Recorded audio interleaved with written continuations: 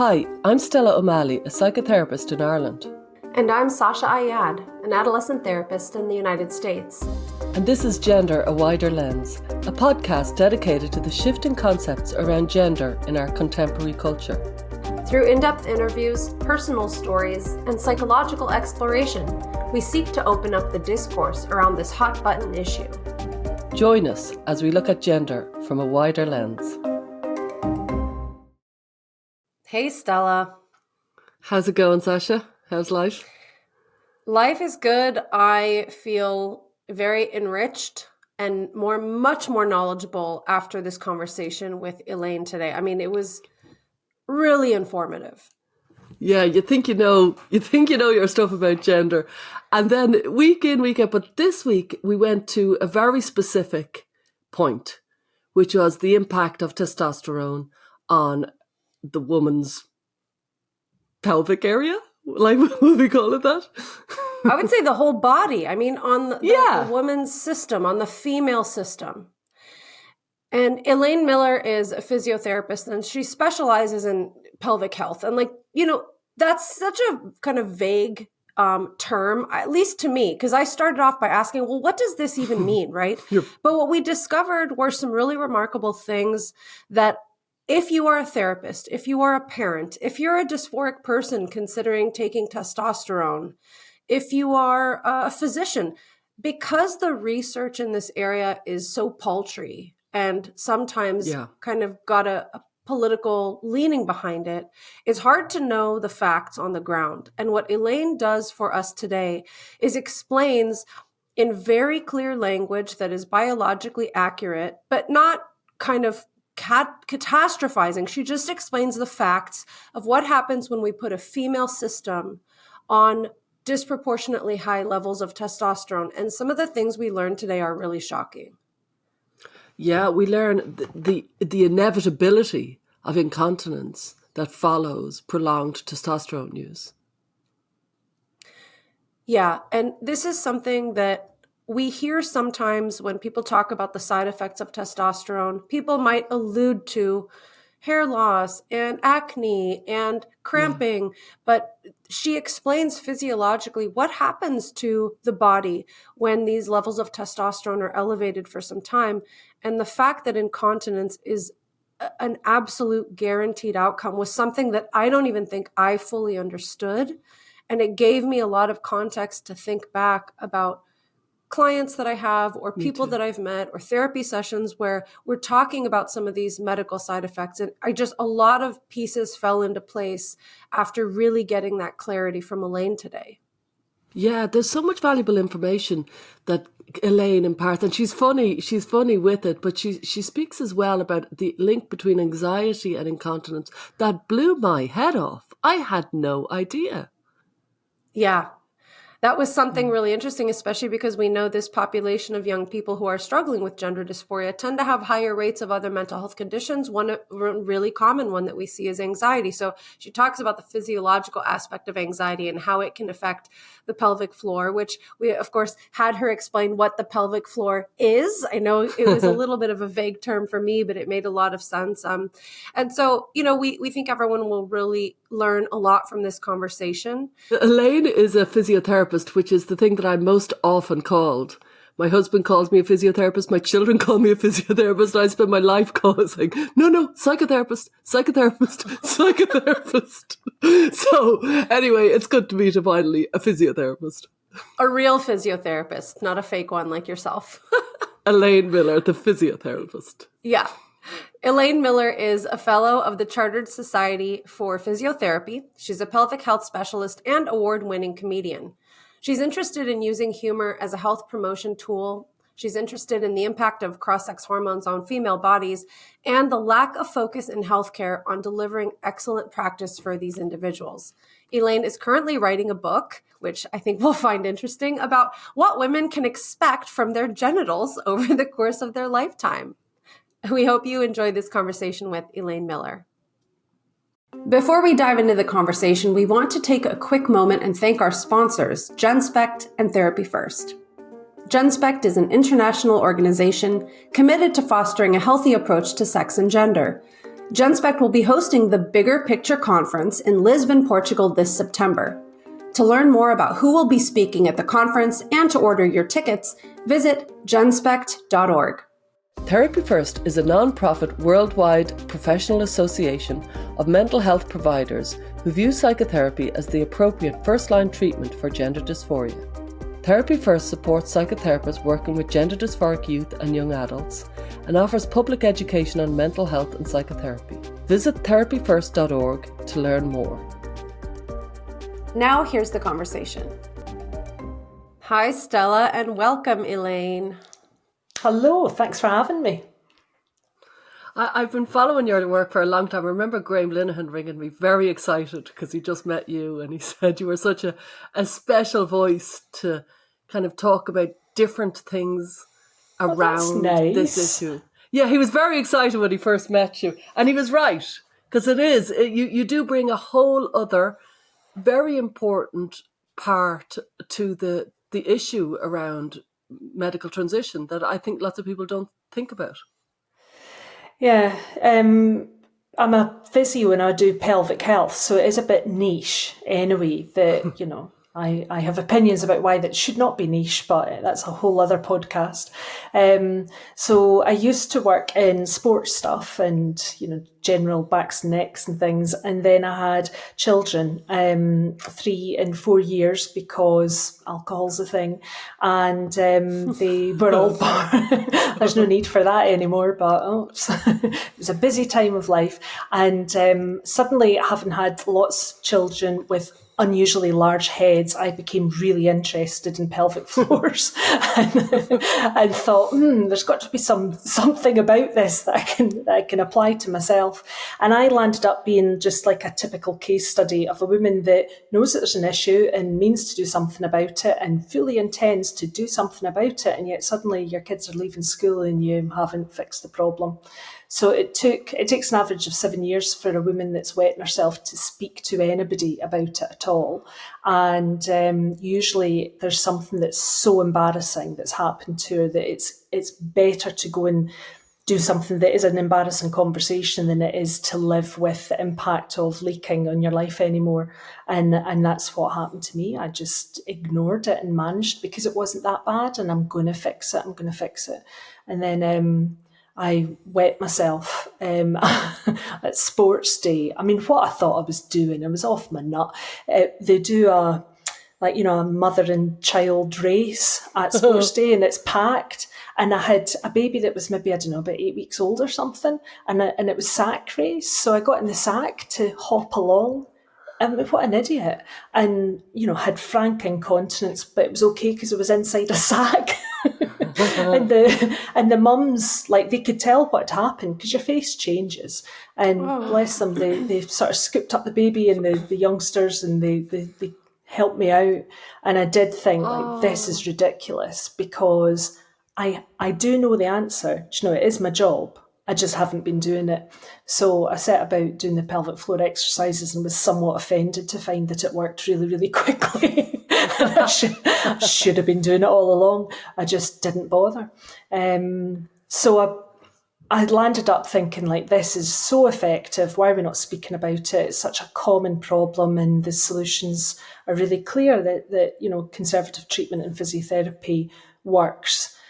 And then I got a bit obsessive about the impact, because it feels like, an issue that is a women's health issue that we're just ignoring, like so many women's health issues, that if we've had the answers to something for 40 years, why are we not doing it? So I landed up working in pelvic health. And then I had a patient that came in that was trans-identified female person and was presenting with a sexual dysfunction, that lots of pelvic pain, and was having problems with penetrative sex. And when I had a look at this person's vulva, they had an awful lot of dermatitis and problems with atrophy, vaginal atrophy. And I was really shocked at the state of this person's vulva, what they were actually living with was very, very uncomfortable. And I upset that person because I said, the solution, this isn't a physio issue, this is a medical problem, and the solution is taking local estrogen. And that is not what they wanted to hear. because that's female, and clearly some people spend a lot of time and effort trying not to have anything pertaining to female issues about themselves. And it was difficult because there just wasn't a way of saying what the information that they needed to look after themselves without talking about female hormones. It's just impossible to talk about that without being frank. And then the next patient I had in the same session was 83. So that person was 60 years older than the 23-year-old, and you could have put the two vulvas together and not known which was which. It was really shocking, really shocking. I just thought, what are we doing? The younger person is really distressed because I'm the first person to say, like, they've gone through the system, gone through gender clinics. Yeah. Why am I the first person that's explained to you what vaginal atrophy is and that it's inevitable?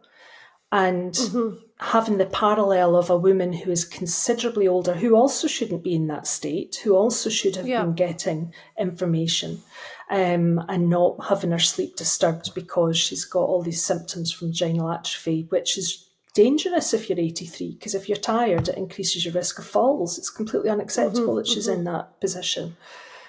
But it was quite...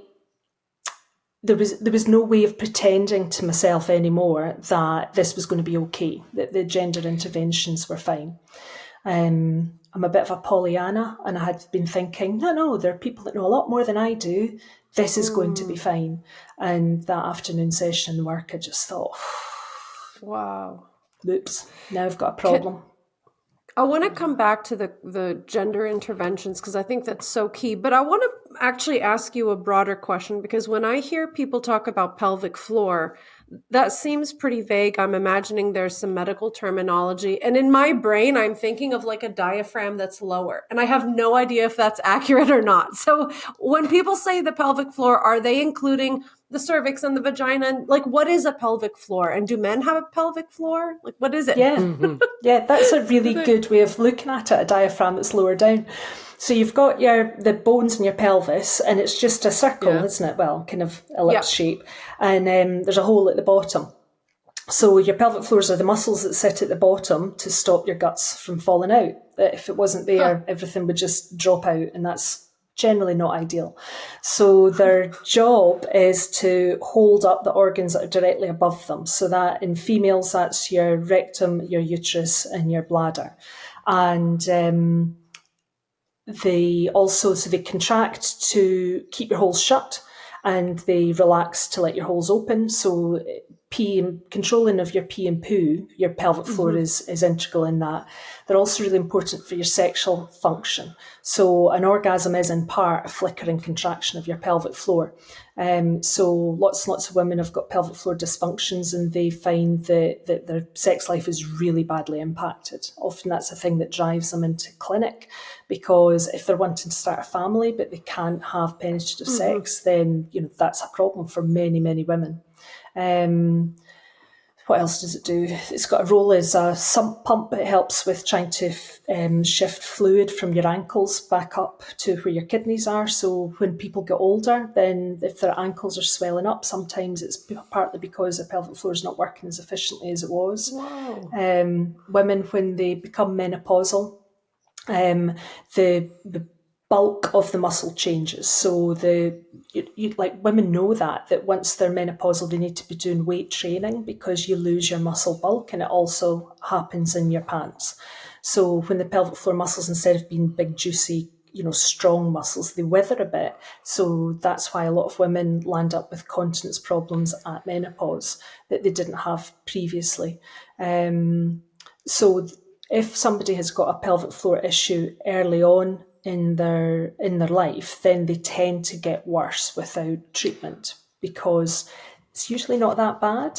It's usually a bit manageable, that it's not impacting on them. They're not painful unless you've got like actual pelvic pain because the muscles have got an injury or they're working too hard.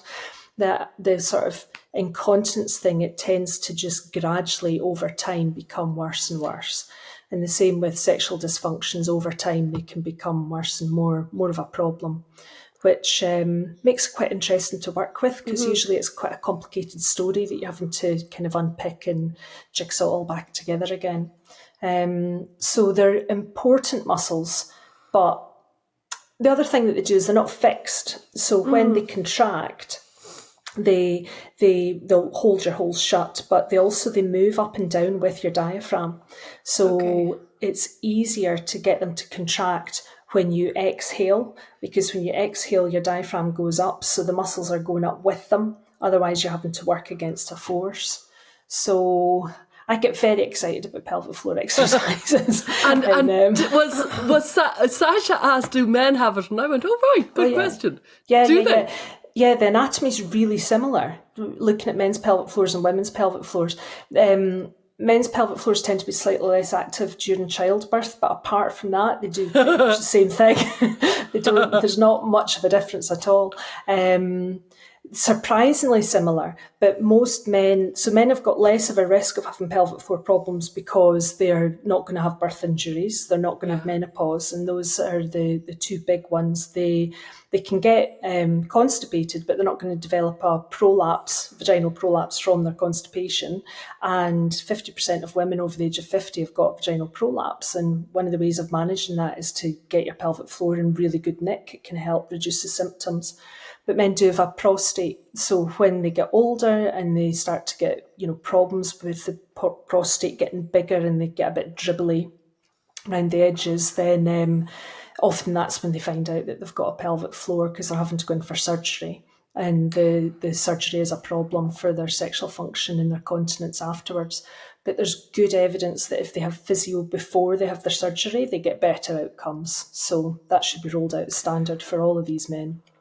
Can I ask a question? I mean, so I do a lot of weight training and I take it very seriously, including things like understanding my nutrition and making sure that I don't lose muscle mass and maintain muscle mass and build muscle mass. So this, you may or may not know this, but I have this kind of hypothetical theory that if there's a woman who engages in pretty serious weight-bearing exercises regularly and is eating enough protein and trying to build and maintain muscle mass, would that be a protective factor against having these sorts of incontinence issues or having pelvic floor dysfunction? Or do we see this just the same way in an Olympian as you would see in a woman who never exercises, for example? Yeah, typical sitting in the fence answer. It depends. If she's got really good technique, then yeah, it should be. But women that are doing strength training, particularly if they're going for maximum loading, or if they're doing yoga and Pilates and they're not quite strong enough to hold the pose, then they will cheat and they'll hold their breath and hang on to the position, or like their technique is bad and they'll do like a Valsalva maneuver. So they're holding their breath and they're bearing down onto their pelvic floor, and that's a really common cause of vaginal prolapse. So if their technique is good, yeah, it should be protective. But if they've not got... But Valsalva's part of technique for like maximum loading, right? So... Yeah, but you shouldn't be leaking when you're doing it. So correct. If you're overloading... There was a problem with a brand of gym that was saying that, leaking is a sign that you're working really hard and that you're really pushing your body. And it's just completely incorrect. That if you're leaking in any physical activity, it doesn't matter what the level is, you're overloading your pelvic floor, you're doing too much. So going to do that, going to speak to your trainer and dial it back a bit and correct the flaw. Whereas especially within that particular community, it became a narrative of you're not trying hard enough unless you're leaving a puddle behind you in some of the women. God. And it's a disaster. It's a disaster. Yeah, it should have been shut down. So yes, doing those things to protect your muscle bulk will have a protective effect, but I don't know that it would be protective enough to offset the effect of menopause. Because these structures are also really estrogen thirsty. So when you lose your estrogen, you are going to lose muscle bulk. So you've got to work at it, and it's just annoying. It'd be much better if you could just drink wine and watch TV, and that would be enough, because that would suit me, quite frankly. So many problems in life would be easier if all you had to do is drink wine. I think so. Apart from the pregnancies. Yeah. What do you think, do you see patients who are younger? Because I've worked with a couple of young people who are struggling with incontinence at an age in their late teens or early 20s when I thought this is not the kind of medical condition that a young woman should be struggling with. Do you have, you talked a little bit before we recorded about the relationship to anxiety. Can you explain that? Because that was fascinating. Tell us more about young people who are struggling with incontinence. There's gaps in the data. So the literature is not, it doesn't have the same sort of gold standard evidence that it does about older women. But there is evidence that somewhere between 4 and 20% of girls aged 14 to 25 wet themselves regularly. And getting them to talk about this is really difficult because it's the shame and stigma that surrounds incontinence is massive. Like, you do not want to admit to it. And that's, most people are thinking about urinary incontinence, but there's also fecal incontinence. You can leak from all sorts of places. And getting youngsters to talk about this stuff is, well, getting anybody to talk about it is difficult, but particularly those who are very young. And also recognising that it's actually a problem. Because women often say that they do wet themselves, but it's just like what I hear in clinic is it's just the normal amount that she wets herself. And you're like, well, none of it is normal. But there's this perception it's just what happens because, well, you're getting older, you've had 3 kids. Certainly in younger women, that, you know, the teenager group, they should not be wetting themselves at all. The challenge with the unknown numbers that this is affecting is that we do know that huge numbers of girls drop out of exercise and they never go back to it. So it's important to establish is the reason that she's not playing netball in PE because when she's catching the ball, she's wetting herself. And this, I would say, is a core skill that a PE teacher or a sports coach would be able to recognise and pick up and have enough education about what these problems are to be able to have the conversation with the young woman and then signpost her to somewhere for help. Because if she stops exercising at 13, 14, 15, she'll never go back to it. And coronary heart disease is the biggest killer of women in industrialised countries. We've got to keep moving. So you can make a big difference to her quality of life for the rest of her life. Now, the reason that we've got this potentially huge number of girls that are wetting themselves is not necessarily because the muscles are too weak. They can be over tight, so they're not then able to relax. And I think of it like, you know, if you're cycling up a hill and it's really steep and your thighs are burning because you're working so hard to get yourself up that hill, and then a car comes behind you, but you don't have anything more to offer. You're barely managing to shift yourself. You can't go any faster and the car's stuck behind you. So if your pelvic floor is working really hard all the time and then you laugh or cough or sneeze or jump, it doesn't have any more give so that it can resist the forces that are pushing down in your bladder and you will wet yourself. So for the women that have got overactive pelvic floors and men, because they tend to present with lots of pelvic pain and sexual dysfunctions, then you want the pelvic floor to start to relax. But there's a link with anxiety because anxiety manifests itself physically. It's not just your mood and your feelings. You know, it has an impact on your blood pressure. There are things that you can measure that present reliably in any population that are living with, you know, high mood with anxiety. And one of them is that your shoulders go up. The way that you position yourself changes. So there's a link. If your shoulders are going up, your pelvic floor is working harder as well. And it's really interesting that when you go, you actually don't need to examine these people internally because you can just see from the way they sit that they're just anxious, and you think, well, that's your wee muscles are tired, and that's probably what's causing the problem.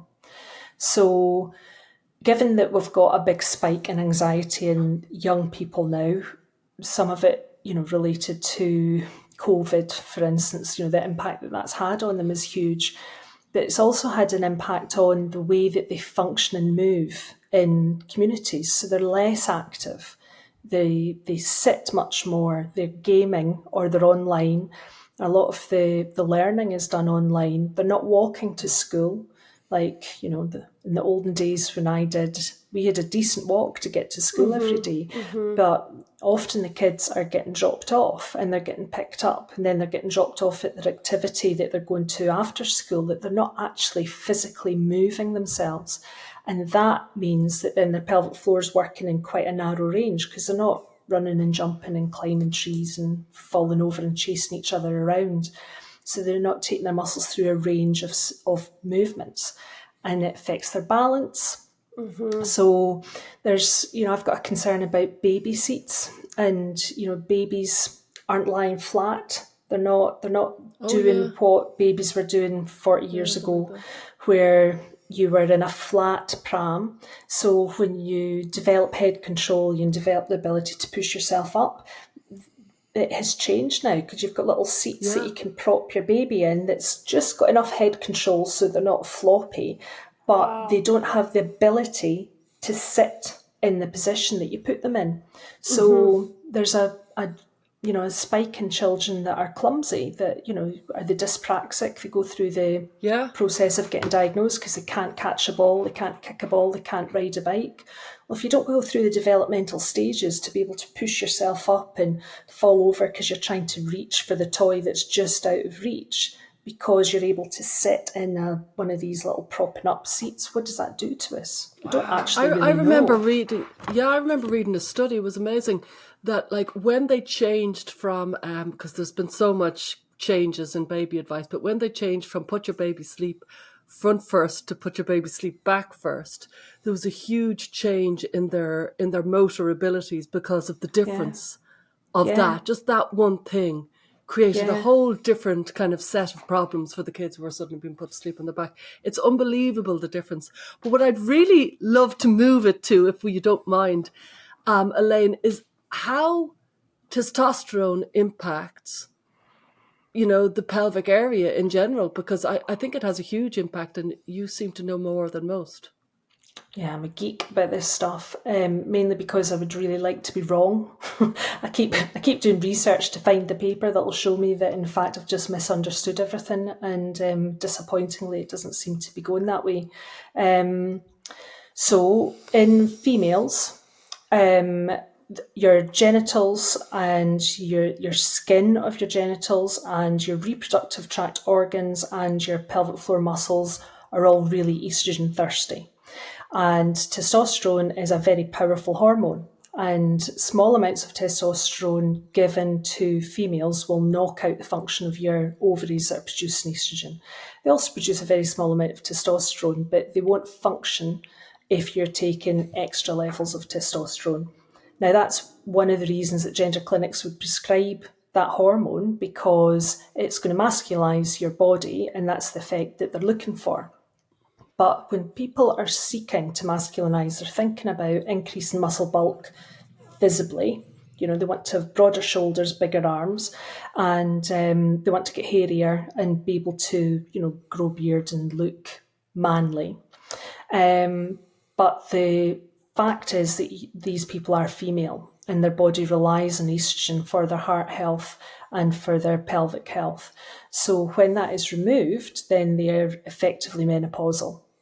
Now, you wouldn't find it written in the literature. They wouldn't say that they were menopausal, because, menopause is a physiological event that happens at the average age of 51. But in gynecology and in primary care, if a woman presents with menopausal symptoms of hot flushes or brain fog or problems with insomnia or joint pain, if she is under the age of 45 and is not producing as much estrogen as her body requires, so that she's getting these symptoms, the pathway here is that she should be offered HRT, because going into premature menopause increases your risk of coronary heart disease, senile dementia, and osteoporosis. So I was really troubled by this, because that's not new. That's old information. It's standard practice that an under 45-year-old should be given this as an option to make sure that she grows up to be a healthy old woman. So what is the protective element of having a gender difference if you're 19 and you start taking cross-sex hormones that knocks out your ovaries, so you are now effectively menopausal? and I can't find an answer to it. It appears to be just skipped over. Now, you go to a gender clinic, and I'm sure they do talk to them about it, but it's not what the people that have gone to gender clinics report to me that they're aware of. It's certainly not, if you think about informed consent, it's certainly not something that seems to stick into their head, that if you take this, then it may increase your risk of developing senile dementia. And the frustrating thing about it is that we have a model of the Eastern Bloc countries that were doping Olympians with steroids in the 70s, 80s, 60s, 70s, 80s, yeah. And the steroids that were taken, it was anabolic steroids. It's a derivative of testosterone, and you can't get fitter than an Olympian. As a human being, that is you at the pinnacle of physical excellence. And a disproportionate number of the female athletes that were doped, often against their will, died prematurely. Well, why is that? They've died of coronary heart disease that they shouldn't have had because these were fit people. So my worry about it is that this, I'm a physio, I'm not an endocrinologist, but I'm not daft. If this has happened 40, 50 years ago, and we know from gynecology that this is important, why is there not some medical ethics examining what are we doing with these young people and following them very, very carefully? Because if we were giving them cross-sex hormones, because there is some evidence that, some people do benefit from transition, but if you're going to do it, you have to monitor their blood pressure, you have to monitor their vaginal atrophy that they're going to develop. And they don't seem to be doing that.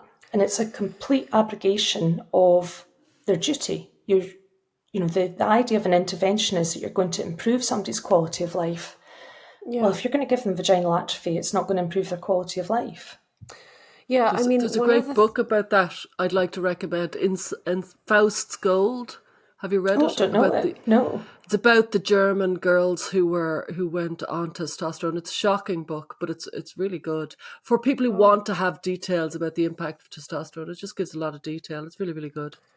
Yeah, really good. Something that I hear a lot from young people who have been, let's say, reading a lot of the kind of trans activist medical information that is available online is this false idea that if you're a female and you identify as a guy and you take these hormones, you're simply going to change your risk levels for various diseases to the levels of biological males. Rather than an appreciation that actually I am a female person and all of my systems operate on this delicate balance of female hormones. And if I throw that number into disarray, I'm actually putting myself in a different disease category than a biological male. I'm not going to just raise my levels of, let's say, heart attack risk to that of a biological male. So this is a really important area that I feel so terrible for young people because they're given really confusing information about that. Can you just help us understand that a little bit for anyone who may be listening? Well, we don't really know. That's the problem, that we've now got hundreds of thousands of kids globally that have gone through these clinics that have not been followed up, that are not, even if they fail to attend appointments, there is no clinic, if it exists, I haven't been able to find it, that will get in touch with them and say, why have you not come for your appointment? Is it because they've desisted? Is it because, have they died? Who would know? They don't do. I've never come across a field of medicine that doesn't follow up. And if, with the spike that you've got in the prevalence, if it was diabetes, there would have been a public inquiry in the UK to find out why you've got a 5,000% spike in a short period of time. But for this, we seem to be listening to political lobbying groups who are saying, isn't it great? Because we've managed to get rid of the taboos and we've managed to be a more inclusive society. So now people are able to be their true, authentic self. I mean, what even is that? Stella, I've never understood what true, authentic self means because it's not a term that I've come across.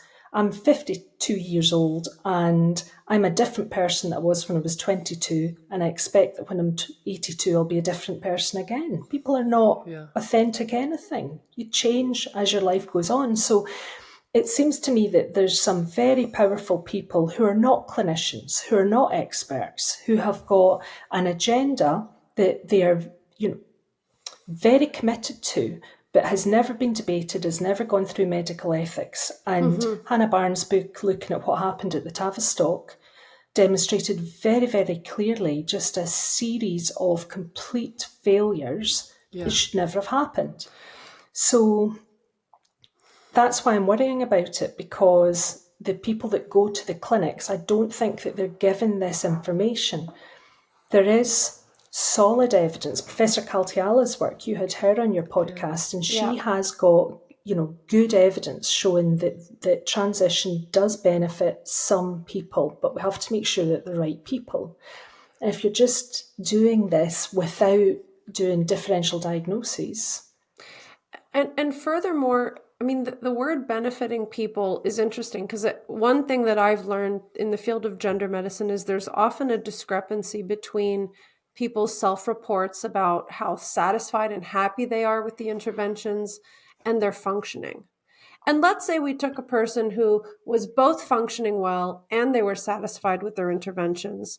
I think my issue is that they're not really given accurate medical information about the trade-offs involved, right? Because one of the things that is put forward is this almost metaphysical idea that it's metaphysical and it's also kind of like medical techno-optimism, right? Like, if you take these drugs, you will become a guy. It's a very tempting idea if you are a dysphoric person. But the truth is that if you are a dysphoric female person, taking these medical interventions will include a series of serious trade-offs, like what we've been talking about, vaginal atrophy and all of these issues.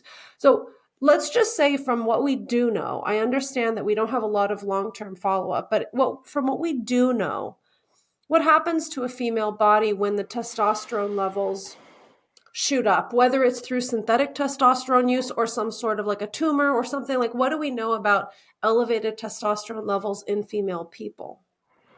Well, initially they seem to feel amazing. It's a hell of a drug. They seem to just be... It seems to be like initially, cocaine. I think so. Like, having done stand-up comedy, there's a lot of coke in comedy, and you see somebody that's all nervous backstage and they're really got sweat on because they're really nervous, and then they disappear off and they come out king of the world. And it seems to be very tedious people to be around, but it seems to be similar, that these females that take it, they feel very strong, very self-confident, really horny, and that they feel amazing. And very energetic and almost cocky or confident or whatever, Yeah. And I mean, I wouldn't mind having a wee go. I know, me what too. It's like. As I've told Sasha before, my sister was prescribed it for a month and she said it was amazing. And then the doctor decided that she shouldn't have it anymore because it was some other reason.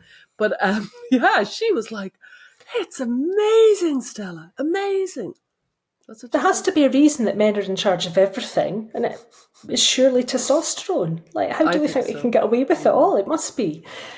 So that works, right? Then, especially for somebody that's been distressed, it must feel like this is the answer. That if you're it no boosts longer confidence, distressed, you feel right? great. Especially with the anxiety that is often underlying a lot of the dysphoria. So I can only imagine how powerful that would feel to suddenly have a boost of confidence and energy. As well as that, a higher libido and a higher energy. I just think that would give you a lot of confidence, a lot of kind of presence. Like, I think we underestimate what a higher libido would bring to a personality. Yeah. Especially in the population in general, they seem to have more social anxiety than people that don't have gender problems. So, if you find friendships and social interactions really difficult, and then you take this stuff and you're just on it, you just want to talk to everybody, it must be intoxicating. But But after then a what? period of time. So Yeah. the period of time seems to be unclear, whether it's, 18 months, 3 years, 5 years. Then the females start to present with symptoms of menopause, all of them. So they get brain fog, they get mood swings, they get rage. I am of that age. My family are very disappointed in general. They get joint pain. So I hear about that that's a very lot. debilitating. Really awful joint pain that you can walk. You're not disabled. You're able to do it, but you will ache afterwards, and the ache can be very intense and disrupt people's sleep. Vaginal atrophy sort of gets spoken about like it's a small deal, but it is not. And so the symptoms are that the tissues of women's genitals thin. So if you think about you've got your bladder coming down through a wee hole and then out, and the hole has got a tube, the urethra, which has got a bulk to it, and that thins because your tissue's all thin. So therefore the width of your urethra widens, so it's more likely bugs can get in there, so you're more likely to get urinary tract infections. That's why older women are more prone to urinary tract infections. So all women should be given the option of having localised oestrogen, of cream and pessaries, and that fixes it, really quickly. But the youngsters who take it, who become pseudomenopausal 30 years early, what is going to happen to their genitals? Oh my God. We know that they have a higher rate of urinary tract infections, and particularly for the females that then detransition and go on to get pregnant, because it doesn't disrupt everybody's fertility permanently. And there are lots of women that detransitioned women that go on to get pregnant. Now, how are you going to get a baby's head through a vagina that's atrophied? So I'm really concerned about, are we going to see new types of birth injuries? Even this affects your uterus. So the uterus has got to be able to stretch and grow. An atrophied uterus does not stretch and grow. So I got into some trouble. I'm always in trouble. But there was a university here that was teaching midwifery students about how to catheterise a penis, because you have to be inclusive and men can have babies now. Like, yeah, but they're female men, not male men. A midwife will never, ever need to catheterise a penis. Why on earth are you doing this? It's ludicrous. Oh my God, my head. So I had an opinion, and I thought, why are you wasting the time? The curriculum is so squeezed. What you should be talking about is what is going to happen to these females that have got a radically changed. It would be as if a menopausal woman is having a baby, and we know that they are more likely to have a smaller placenta. They're more likely to have, uterine growth retardation. So the babies are born early and they're born small. They're more likely to have problems. So you've got to monitor them really carefully. And often these women will end up having, cesarean sections because the placenta is just not doing its job properly. So we should be doing that for these trans men and detransitioned women that are having babies. They need extra care, but nobody seems to be particularly thinking about it. If you don't do that, because part of my job is, women that have been injured through birth injuries. I mean, I can't even get the words out. I'm so worried about it. They must all have cesarean sections, full stop, because the potential for disaster keeps me awake at night, quite frankly. Just to make sure I understand medically, you mean because of the vaginal atrophy, the vaginal walls are weaker and thinner and they could break or tear, or like any part of the reproductive process could be damaged because the tissues have been compromised by these interventions. That's what you're talking about, right? I can't find any reason not to think that that would happen. I can't find a midwife that can reassure me that that is not the case. So normally in a birth injury, you get a tear, and they're graded 1 to 4. You get grazes and grade 1s that it's just the tissue around the vagina itself is damaged. But if you have it extending far enough down so it's getting to their anus and then through the muscle layers of their anus, that is a life-changing injury for that woman, and they need surgery to repair it. And it's fine if it happens in a country that has got an infrastructure and resources so that you can get medical help. There's women land up with stomas because of their birth injuries. But if you live somewhere that can be managed, then that's fine. If you live somewhere that doesn't have midwifery care, obstetric care, colorectal care, these women's lives, they'll end up living in huts because they can't control their bodily functions and they're living in abject poverty. There's not soap and water available. So they are just, unpleasant to be around because fistula is a horrific thing to live with. So we should be thinking in terms of, yes, this is a young person, but their body has aged, their genital tract has aged because of the loss of estrogen, and we must look after them properly for them and the infant. Yeah. But it's not being discussed. I want to share kind of like a story I heard through a person who knew a person, and just to kind of be mindful of the details, I'll just say a lot of young people are told, when they go to the gender clinic, if they are given any sort of conversation or informed consent, they're told, did you know that this will impact your sexual function? Did you know that this might impact your fertility? And of course, a young person might say, which is a common refrain, well, I don't plan to have kids anyway, so I don't need that organ, right? Yeah. As though it's not an organ that also has sensation and impacts on other parts of your health. And a lot of young people think, well, I don't need my uterus anyway, so it doesn't matter if it atrophies, I'll just get it out one day. Not understanding the day-to-day impact of what happens when our very kind of fragile, sensitive, amazing body has something wrong with it. Like, you don't know how precious your health is until you have a little something wrong, and that could become a bigger and bigger and bigger something wrong. And I'm just amazed by how carelessly some physicians are willing to move through that informed consent checklist, boom, boom, boom, without really helping a young person understand what happens when an organ becomes compromised and starts to affect your day-to-day health and how you feel and whether you can sit and stand, whether you can go to the bathroom. I mean, these are just basic functions we take for granted. And there are unknowns about what impact that's having on your other systems. So if you know that the female reproductive tract and genitals are being affected, I've got a concern about your neurological system. So there's data that shows that males who take estrogen are more likely to, are more predisposed to developing Parkinson's disease and MS. So there's not data in females. They haven't studied females. Go figure. Medical misogyny applies even if you transition. But anecdotally, looking at the community that I'm in touch with, which isn't massive numbers, so this is all biased through my own experience, but there does seem to be a disproportionate number of females that have been on cross-sex hormones that have muscular sclerosis. Well, why? What are we doing? If there's a link, if there's data that's published in males, why would you assume that it's not happening in females? And I can think of very vocal activists that are pro-gender and pro-doing all of this that have got a diagnosis of MS. Well, it's unusual, but it's incumbent on the gender clinics to be gathering the data and do long-term follow-up and make sure that what they're doing is correct. Otherwise, it's not informed consent.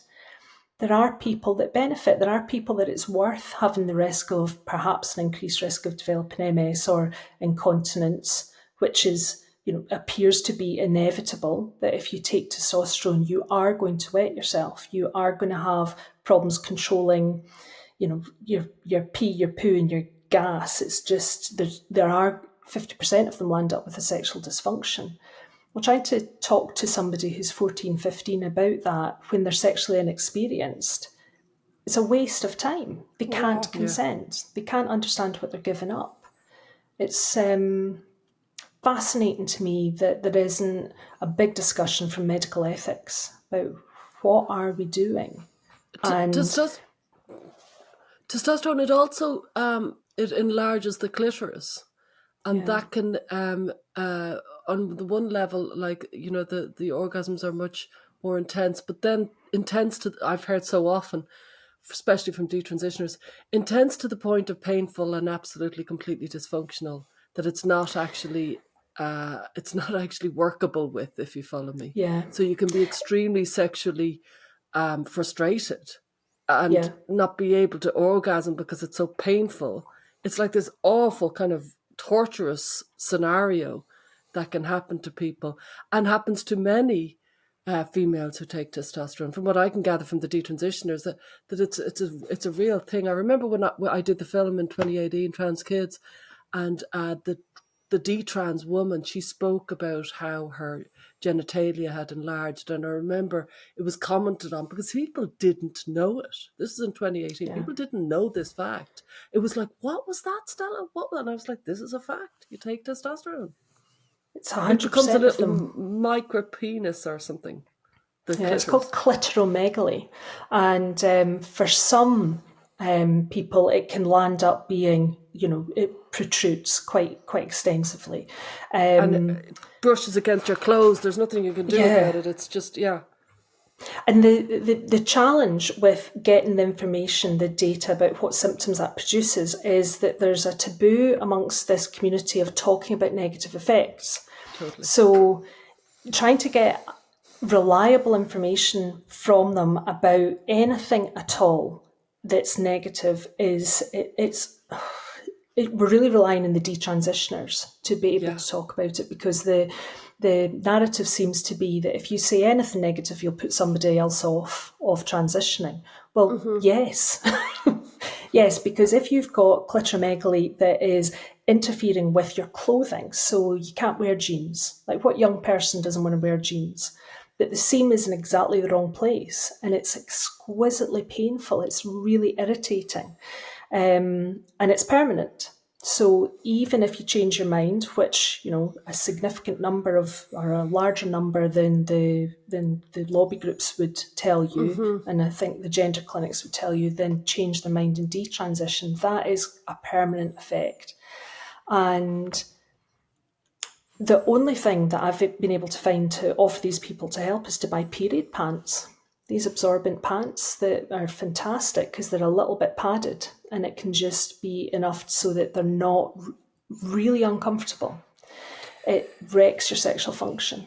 It's awful. Can I ask you about another report I've heard from a lot of females who take testosterone is that orgasm becomes incredibly painful, not just because of the clitoral growth that Stella just mentioned, but I think there's more like internal cramping. And my understanding of orgasm is like this kind of series of contractions. And does anyone know, is it painful because the anatomy has been atrophying and so contracting is painful, or what causes the terrible cramping during orgasm that a lot of trans men describe? Well, we don't know, because if it's been researched, I haven't been able to find it. And the reporting of this is really difficult because it's a negative symptom.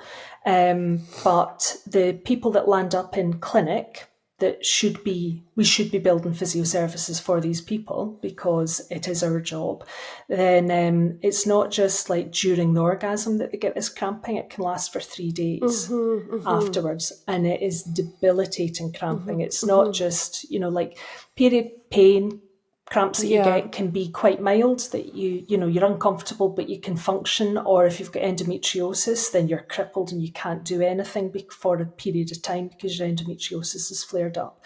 And the level of pain that it's detransitioners that I've worked with that reported this is that they're disabled by the pain. It's really significant. They're marking it at 8 out of 10.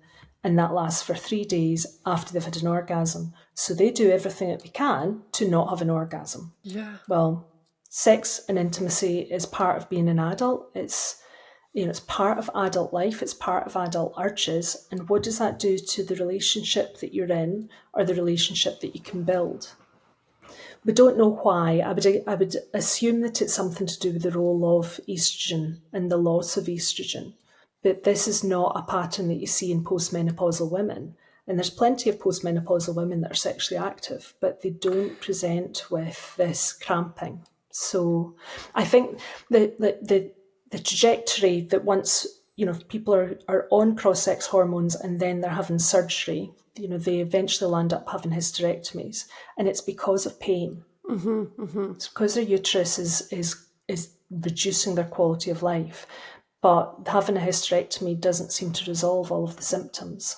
We need to do some research, because you're talking about hundreds of thousands of people. And the other thing about it is, it's not always the testosterone that they're being prescribed, because there's a big black market. There's a lot of poor, I would say, unwise behaviour where people they want to transition more quickly, so they're topping up their testosterone because they're buying it illegally. Totally. And I can see why, I can understand their logic, but it means that then you can't really measure. If you know that you've given this person X number of milligrams over X number of weeks and they're having these symptoms, the data itself is going to be unreliable, because the black market is huge. Wow. There's one It's thing a I've bit noticed messy.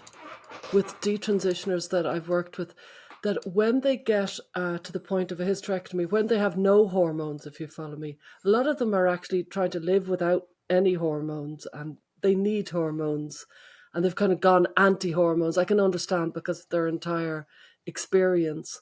And it seems to be so much more difficult when you're not producing your own natural hormones. You're going into a whole new paradigm, really, when you've stopped producing hormones for yourself. Ask any 80-year-old woman how she feels physically compared to how she did when she was 40. Really? It's a global shift, because this is the crux of it, right? When we're talking about these interventions, we talk about transition from female to male. And the language is really important, because that's impossible. Yeah. I don't think we should be saying that. We should be saying that they're transitioning from female to masculinized female. Yeah. You cannot change to male. And every time this is how it's written in the literature, it's just a standard use of language, but it reinforces something that is untrue to people that are only hearing what they want to hear. A lot of them. Now, that's standard, in a medical interaction. If you're in a clinical appointment, we know that the patient is only going to retain about 10% of the information that they're given. So, it's not to be disrespectful of the transgender community. It's not that they're not listening on purpose. It's just you're in a weird situation. You've been given lots of information that's unfamiliar. You're a bit stressed, and you forget the majority of what you've been told. Yeah. So trying to communicate these very difficult things to people who don't want to hear it in the first place, it's a high bar to meet. And the consequences of this are that we are using language that I think could be contribute to harm, because if we said you cannot change sex at every interaction with this community, you can masculinize, we can do this, we can do that, but you will never be male, then that would be much more honest. Yeah. Much more honest. There are people that believe that you can change sex and that you can have no sex, and it's not true. You can't live without any hormones at all. And if you take these cross-sex hormones, you need to have a conversation about, are you going to automatically prescribe estrogen for vaginas to look after them? Otherwise, you are going to be incontinent, and that is going to stop you from exercise and stop you from laughing, stop you from being sexually active. Why would you do that to somebody? It's grotesque. And really, you're so right. And the most grotesque irony here is that many of the people who are seeking these interventions are doing so because they're so uncomfortable with their bodies, and they would like to feel better in their bodies. And that's a very noble goal. We all want to feel good in our bodies. But by not being given accurate information, they're wading into a pathway that is inevitably, as you say, going to create dysfunction and pain in their bodies to some degree. And again, back to my thing about trade-offs, for some people who go into this with a sober mind and a clear understanding of those trade-offs, maybe they might make a determination for themselves as adults, like, I'm willing to trade this off in order to have this aesthetic change. But if you go into it, and particularly I'm thinking about the parents who take their children into these gender clinics, and if they are not medical doctors themselves, or they don't understand the biology. They're being misled to think that the earlier you intervene, the more you can help your daughter become your son. And I feel really terrible for people who just don't have the information and knowledge to question the premise. I mean, the premise is that we can change sex of children, which is not true. And the process of the desperation, because these people are distressed, their distress is real, and it's important to recognize that. It's not fair to, once it gets politicized, then that's a whole other minefield. But from the way that these individuals present in clinic and the impact that it has on their family, it's really complex and it's really upsetting for everybody, because your child is unhappy. And that's awful for whatever the reason is. It is awful. But the desperation that families have to prevent puberty from changing their body physically so that they develop the secondary sex characteristics is the way that it's talked about with these lobby groups is, to my mind, harmful, because puberty is not just about developing secondary sex characteristics. And if we've got data that suggests that it drops 20 points off of your IQ level, then what does that mean for that person for the rest of their life? If you are going to put them into a permanently juvenile state, then I'm trying to find somebody to talk to me about financial implications for this. Because if you go on puberty blockers at 14 and you never go through puberty, your brain maturation, does that mean that they're left as the brain function of a 14-year-old? So what happens when they've got a job and they want to get a mortgage? Is this person actually mature enough to understand the commitment? You wouldn't give a 14-year-old a mortgage. So what are the banks doing about this person's maturity level? Are they able to make these decisions or not? Have we provided them with effectively a learning disability?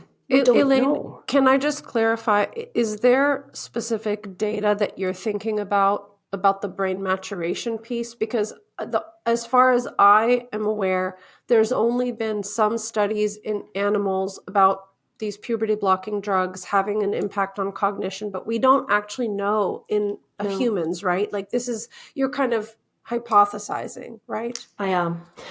Because of my experience of interacting with this community that I displeased a large number of them by having a temper tantrum. And I'm quite robust. I don't really mind negative criticism. I quite enjoy debate. But it was striking to me that the level of debate is immature. Yeah. From people that are of an age range that I would expect to have better critical thinking, better analysis, just be a bit more grown up. And they're not. As a group, as a cohort of these people, it's just an observation of my own. But what does that mean for the way that they're going to function for the rest of their life? Because we know that puberty, part of it is your brain reconfigures. It lays down all your adult pathways. And when we see problems in males that are presented with sexual dysfunctions because they've been watching a lot of porn when they've been laying down these pathways, and it means that they become sexually aroused by something that's not humanly replicable because they're watching, 3 people and a donkey, whatever. Or cartoons, not real things. God, yeah. So we know that is having an impact because it's to do with the way that your brain wires. Why would we assume that gender has got any protective effect against any of these things? Yeah. So you're right, there isn't any data, but I worry about it, and I can't find a reason to not worry about it. Nobody's asking these questions in the gender clinics because it appears to me that their approach is immature. You've got somebody who's very unhappy that tells you that they know what they are and they know what the solution is, and could you just give me this medication, please? And if you don't, you're a transphobe. If you don't, the problem is you, the system, you're gatekeeping. Well, no. That doesn't work in any other field of healthcare. I am too fat. I would really like a tapeworm, but can I get my GP to prescribe me a tapeworm that would solve all my problems? No. Yes, Victorians were big on a tapeworm. Oh, no. We're coming towards the end of our main podcast. Is there anything before we go that you would like to recommend? Is anything you're listening to or watching or reading that you think our listeners They're already might watching your podcast, aren't they? Good. Well done, listeners. I would encourage people to have a look at the SEEN networks that are popping up all over the place. Yeah, so the SEEN networks, Sex, Equality, Equity networks. They're all on Twitter. Fire. Yeah. So it started with the civil service that built this. They were the original ones, and they are networks in institutions that would not counter what the LGBTQIA plus groups are doing, but those groups get funding and time and support from within the institutions in order to look after the interests of the individuals that would identify as part of that group. And the SEEN groups are doing the same thing, but with the aim of looking at protected characteristic of sex and what that means in institutions. So there's now ones in the civil service. I'll miss some of them out and they'll be offended. The police, journalism, HR, finance in the city. There's one in education. There's one in the NHS, but it will expand. It's seen in health, I think, and it's going to expand into health in general. I've definitely missed some. So they're journalism, they're popping up everywhere. So if you Google it, SEEN, in whatever your field is, if you get into trouble because somebody accuses you of transphobia, because like I am, just, asking questions because I'm taught to have, critical thinking and analyse data, that's my job. And the consequences of me doing that out loud impacted on my career. I got into a lot of trouble. Then that is where you should be going for help, because you will find support from your professional peers and somewhere that you can have these discussions about what does it mean within your field. If you are, even basic things like the facilities that your employer or your institution is providing with single-sex spaces and all of these things. So have a look at SEEN. I think it's quite exciting and I think it'll be really useful, not to be combative, but just to get some clarity of thought and accuracy about the law and about the evidence in place into institutions that have all gone a bit, listen to people that aren't experts. Yeah, thank you. That's great. We'll include that. And for our extended conversation, what I'd love to ask you to talk about is the potential impact on babies when their biological mother is on testosterone. Because we hear in the news a lot of times trans men that maybe don't think they can get pregnant, and they do, and continue to take their testosterone, or maybe they stop, but it was in their body before. So I've heard you talk about that. And for the bonus conversation, I'd love to ask you to share your thoughts about it. But for the main conversation, I guess we'll wrap it up here. Thank you so much. It was amazing to talk with you today. No, thanks for having me on. It's good to chat. It's really it's important work. It's important work that you're doing, because nothing changes unless you have these conversations. Yeah. Thank you. Thanks. Thank you. Thanks for joining us this week on Gender, a Wider Lens. If you enjoyed the show, please rate and review us on Apple Podcasts or Spotify. And be sure to visit us on Substack by going to widerlenspod.com. There you can join our listener community, access bonus content and resources, plus learn about additional ways to support the show. Our discussions are for educational purposes and are not intended as a substitute for mental health services.